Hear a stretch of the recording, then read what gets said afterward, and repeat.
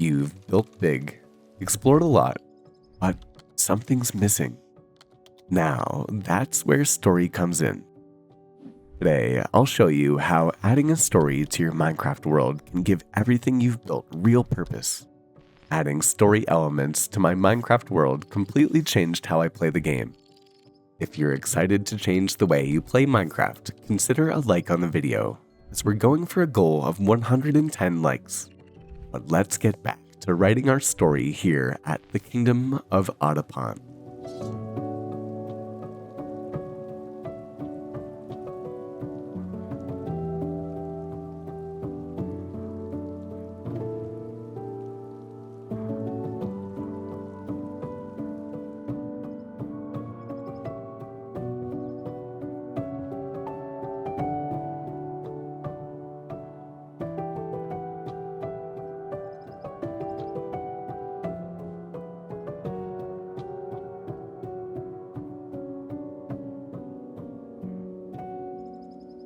It's been about an hour of work, and we have some steady progress done here at the Tunnel of Oedipus. This thing really is starting to become absolutely gigantic, and I'm so happy that we got along to doing this project over the last couple of months. There really is nothing like having a long-term project in a Minecraft world because you can work at it chunk by chunk, and then eventually everything just starts to come together. And also, one of my favorite things about it too is that we're saving all of our emerald ore blocks so that we can silk touch them in the future. And of course, we'll get around to putting them into some sort of beautiful build, although we're still definitely not anywhere near to being done with the tunnel. And although the main objective for today's episode is to detail a little bit about how I put story into a Minecraft world, we're also going to get around to expanding the kingdom. So I say, let's continue to decorate the tunnel with a beautiful stone path, and I'll give you some of my ideas about how to add story to your world.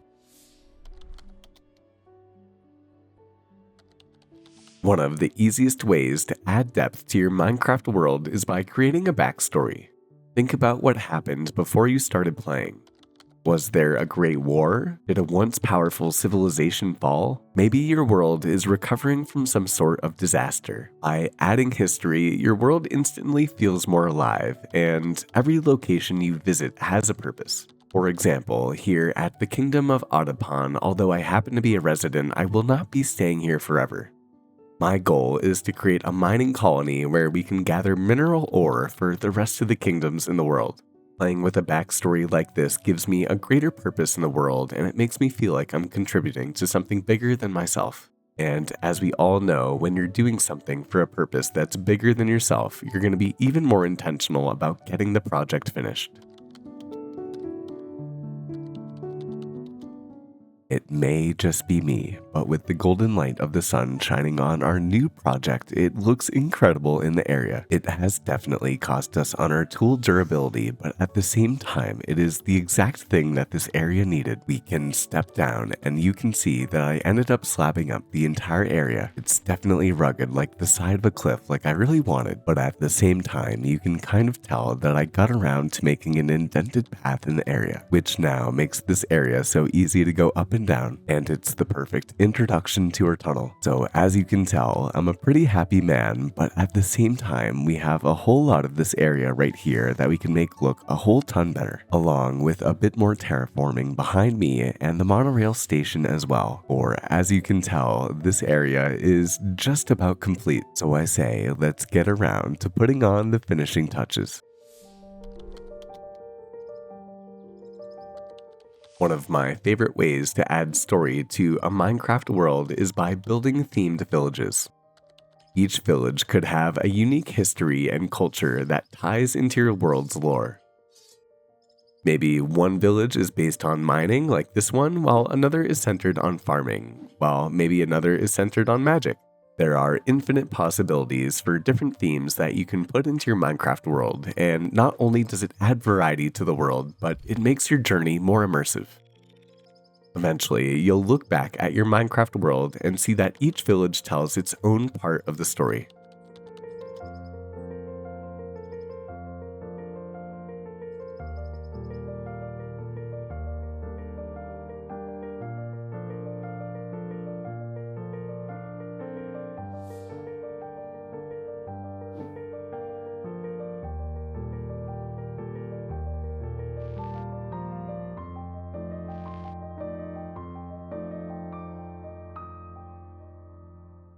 Now, this right here is exactly what I was talking about. Flowers really do just add so much extra life to your world, although I should probably be careful about the zombie that we have coming right towards us. And if my voice sounds a little bit different at the moment, it is because I am sick. But I really do love having the flowers all around the area. It gives that extra story of beauty to the world. The people at the Kingdom of Audipon definitely enjoy an aesthetic environment, but as you can see, as we pass the monorail station, I've also gotten around to terraforming the area and surrounding the entire area with lilacs and then some wheat over on this side here. As you can see, everything is growing in, and the new addition of the wheat that we have right here goes really well with the wheelbarrow that we made from the last episode. Every bit of this area, including the entrance to our monorail station, is completely decorated now, and it really does seem weird to say it, but the eastern side of the kingdom is now officially complete. I'm so proud of all of the work that we've gotten done over the last couple of months, and of course, we're still not done with the tunnel, but a bravo to Slip. But before we go into the center part of the kingdom to expand even more, I did want to go over another storytelling aspect that I like to use in my worlds, and this one in particular goes out to the Minecraft content creators. You see, I've been very inspired by Jay Figsy over the last couple of months or so, and in his Let's Play series, he does lots of cinematics with other people, where he has built a beautiful world for him, his friends, and his supporters. The inclusion of others that you know, even if you just know them through YouTube, can add so much story to your world, and I'll give you an idea of what I'm talking about with the following cinematic.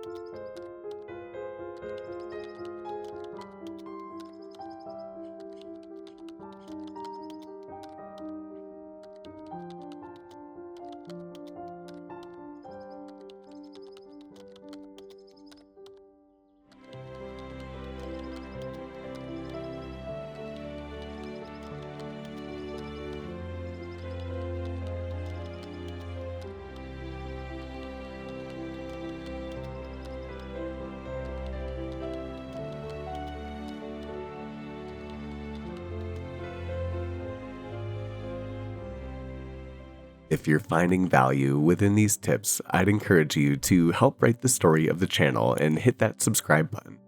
I'd really love to do this full time, and if you'd like to help that happen, consider buying a sticker. But if you're new here, just subscribing makes all of the difference in the world for a small channel. Now, hopefully that cinematic gave you an idea of how wonderful it can be to add some extra story in a cinematic fashion to your Minecraft world. Not only can you tell a story with beautiful scenery just like this, but just through the writing itself. And hopefully, as you can see, it's so much fun to add plot and add friends into your world. So as the plot thickens here at Audipon, we can get around to talking about the next storytelling element. As you can see, I can put a map into my hands, because one great way to tell the story of your world is by documenting it. And by documenting it, I mean making map art and writing the date on it when you make the map. And then over time, you can see the progress of your world. And I can show you this if we head into the Gold and Glory Treasury. On this side of the wall by the door, you can see that on February 2nd, the Kingdom of Audipon ended up looking a little bit like this. We had no crops next to the wheat field and definitely no stone path. Along with the kingdom also had no dock area over here, and it had no builds over in this direction here too. And so by now you may have guessed, with 9 empty maps in my hand, we're gonna make a new map wall. Today is March 18th, meaning that it's been about 6 weeks since we made the last map. So I'll get around to doing this, and I'll put a couple of other ideas for how you can use maps to storytell in your Minecraft world.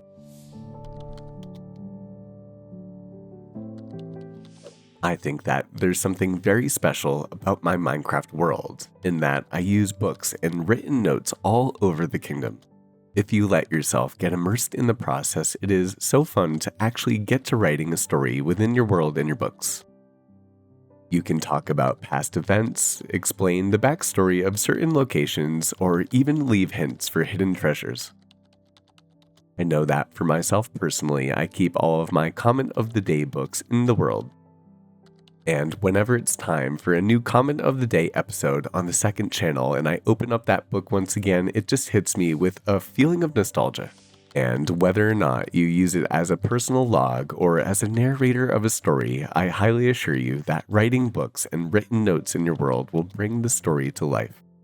And so, with our last map placed onto the wall, we can say our next iteration is complete. You can really tell the work that we've gotten done over the last 6 weeks. And as you can tell, our kingdom has really started to come together. Along with, I'm very happy to be able to give a use to this little cottage that we have over here next to the wheelbarrow. I think that when it comes to telling a story in a Minecraft world, having a purpose for every build makes all the difference. Whether it be our dock for transport, Ada's River, the village tavern, Otapon Sugar Incorporated, or the Gold and Glory Treasury, all of these builds add that extra story to the world. I can remember what stage in my life and in the world we were when we built every single one of these builds. However, you may notice that the area behind me is looking quite bare at the moment, as this is going to be our building location for today's build. I think that I'm going to put a retaining wall around the area and then we'll place a nice cozy cottage into the world. But let's put our shovel into our hands and get to preparing the land for today's build. As a Minecraft builder, part of my goal when playing the game is to build or find special locations in my world that have a deep meaning. These could be ancient ruins, mystical forests, or powerful shrines. In my own world, we have farmland where we have some ancient ruins that could have their own story within them. And if you have a landmark or a favorite build or location in your world, I highly recommend that you add a story to it. As you explore and return to these locations in your world, these locations will feel like they're part of something bigger. Well, not too shabby, I must say. I originally got the idea to have border walls like this from Shram, and as you can tell, all around us, they really make all of the difference in a mountain biome just like this. Not only do they give us more land to work with, but they flatten out the area as well, which is really helpful, especially because we make our builds using Lightmatica, and I'm really happy. This seems like a good plot of land to build. Now I think that there's no better way to celebrate story within Minecraft than by making a map room. This place will be home to all of the maps as we update the Kingdom of Otapon over time.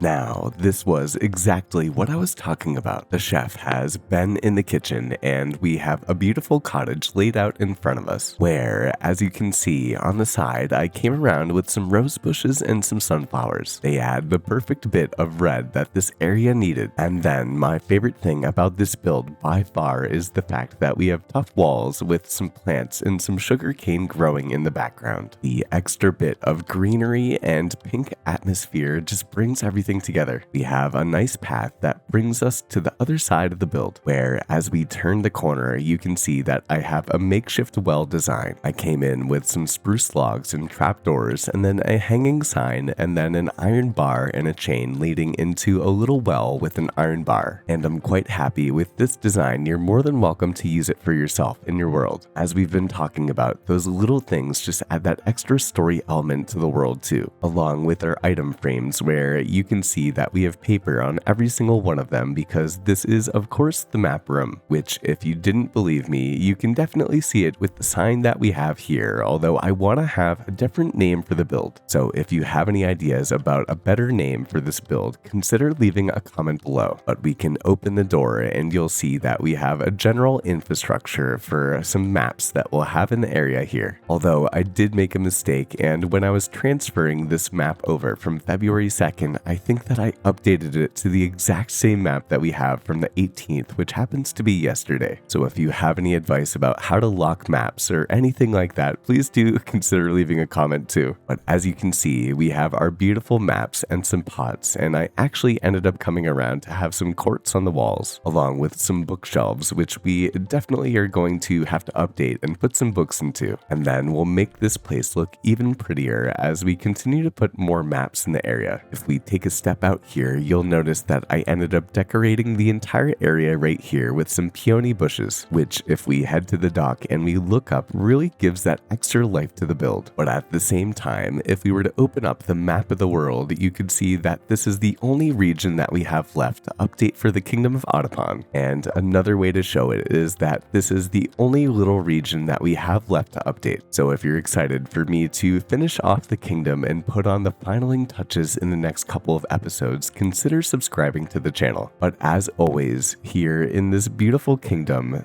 there is more work for us to get done.